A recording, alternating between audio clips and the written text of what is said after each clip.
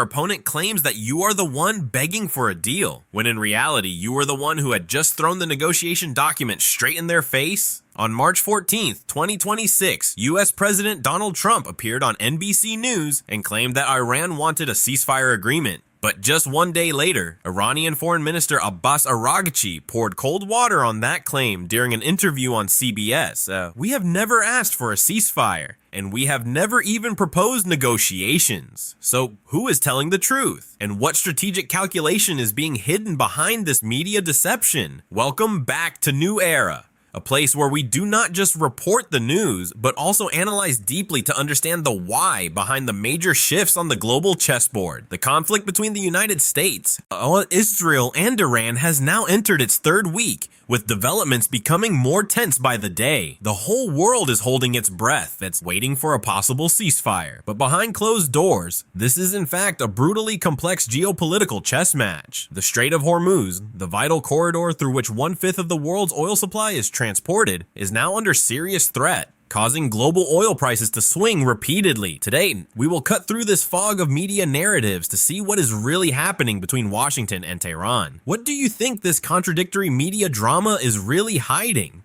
If you want to explore the answer with me in depth, hit like and subscribe right now so you do not miss what comes next. And now, let's begin.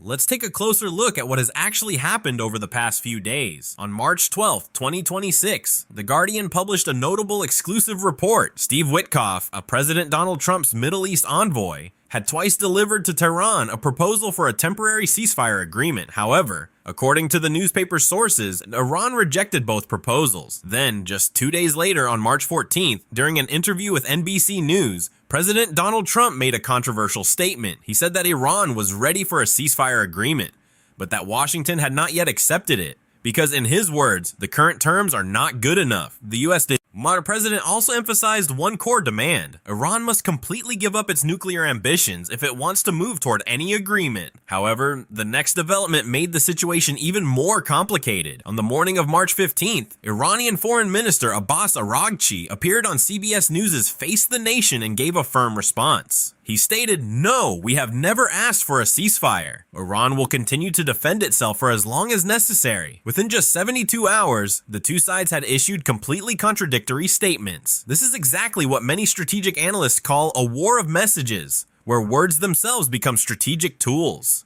The one side tries to create the impression that the opponent is backing down and seeking compromise. The other side insists on a hardline position so as not to lose leverage at the negotiating table. So what is the real objective of each side? From Washington's side, the current strategy is described by many experts as maximum pressure through military power. Airstrike campaigns and diplomatic pressure are being used to force Tehran to concede on two key issues: ending its controversial nuclear program and fully reopening the shipping lanes through the Strait of Hormuz for international commercial vessels. On the other hand, Tehran remains uncompromising. Iran has rejected all mediation efforts from countries such as Oman and Egypt, while laying out one clear condition: Israeli airstrikes must stop completely before any negotiations can begin. So what is happening now is no longer a conventional negotiation. It has become a strategic chess match, where both Washington and Tehran are using public messaging, diplomatic statements, and military pressure to gain leverage at the negotiating table before deciding their next move on the battlefield. That leads to the biggest question right now: why is Iran willing to endure heavy losses instead of accepting a temporary ceasefire? To understand this, we need to look at how Tehran evaluates its own strategic situation. According to multiple geopolitical analyses, including articles published by the platform Global Geopolitics, Iranian leaders have long viewed their country as being under a state of strategic encirclement. Yet since the 1979 Islamic Revolution, Iran has continuously faced rounds of economic sanctions, a network of US and allied military bases spread across the Middle East, and decades of persistent security tensions. From Tehran's perspective, this environment means that any proposal for a temporary ceasefire could easily become a strategic trap. According to the reasoning of Iranian policymakers, such pauses and hostilities rarely lead to lasting peace. Instead, they often give the opposing side time to reorganize forces, strengthen alliances, and increase long-term pressure. In other words, a short-term ceasefire may reduce tensions for a moment, but it does not resolve the deeper causes of the conflict. That is why Tehran appears particularly cautious toward any form of tactical retreat. If we examine this issue through the lens of game theory, Iran's strategy becomes easier to understand. In many strategic negotiation models, publicly eliminating the option of retreat can actually increase deterrence. This approach that was famously described by Nobel Prize-winning economist Thomas Schelling as a way of creating credible strategic commitment in confrontations. By declaring that it will not accept a temporary ceasefire, Tehran is sending a clear signal. Iran is prepared to endure a prolonged confrontation if necessary. That message is directed straight at Washington and Tel Aviv. If tensions are to end, the regional security structure must change at a fundamental level, well, not merely through short-term agreements. And at the center of this entire strategic calculation lies the Strait of Hormuz. For Iran's Islamic Revolutionary Guard Corps, IRGC, Hormuz is not merely a shipping route. It is Iran's most important geopolitical lever.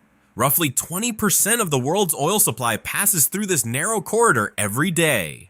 The ability to disrupt traffic through Hormuz is therefore viewed as a strategic deterrent against global energy powers. From Tehran's strategic perspective, if Iran were forced to fully reopen the Strait of Hormuz without any security guarantees, it would effectively mean losing one of its most critical strategic advantages. For that reason, even while facing economic losses and intense military pressure, Iran has chosen not to step back.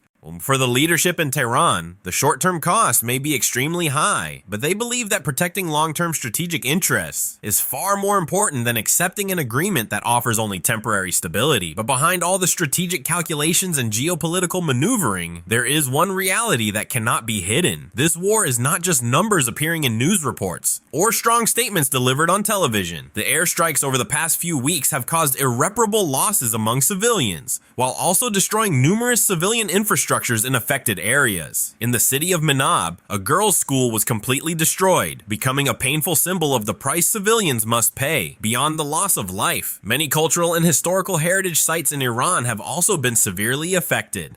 As reports indicate that more than 50 important cultural sites have been damaged, including historically significant landmarks such as the Golestan Palace. These images show that the crisis has moved far beyond a confrontation between governments. It is a human tragedy, because in almost every major conflict in history, one painful pattern tends to repeat itself. The people who pay the highest price are rarely the leaders or strategists, but ordinary civilians. Millions of people have been forced to flee their homes and evacuate in panic. Across several Middle Eastern flashpoints, everyday life has been completely disrupted.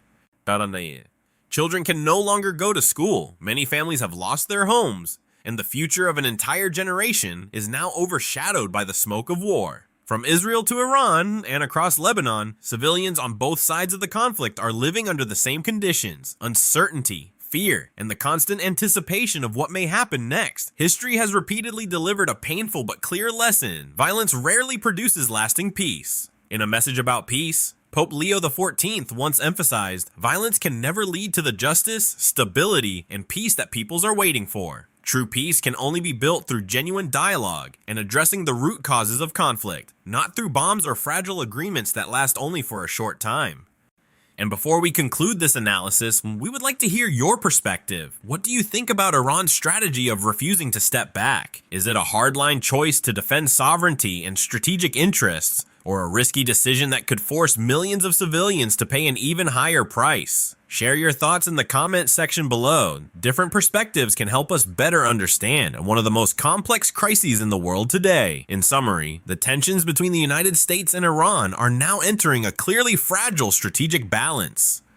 The contradictory statements in recent days about the possibility of a ceasefire agreement actually reflect an ongoing information contest between the two sides. Washington is trying to shape an outcome that would represent both a diplomatic victory and a reinforcement of deterrence against Iran's nuclear program. Meanwhile, Tehran insists that any agreement must include structural changes to the regional security environment, not merely a temporary arrangement. This shows that in many international crises, the real truth is not found in televised statements, but in the core interests that nations are trying to protect behind those statements. If this analysis helped you better understand the situation, press like and share it with your friends, so misinformation does not take over the conversation. Isien, subscribe and turn on the notification bell to stay updated hour by hour on this conflict. The situation is evolving by the minute. Thank you for following New Era. We will continue providing updates and analysis on the strategic developments shaping the world today.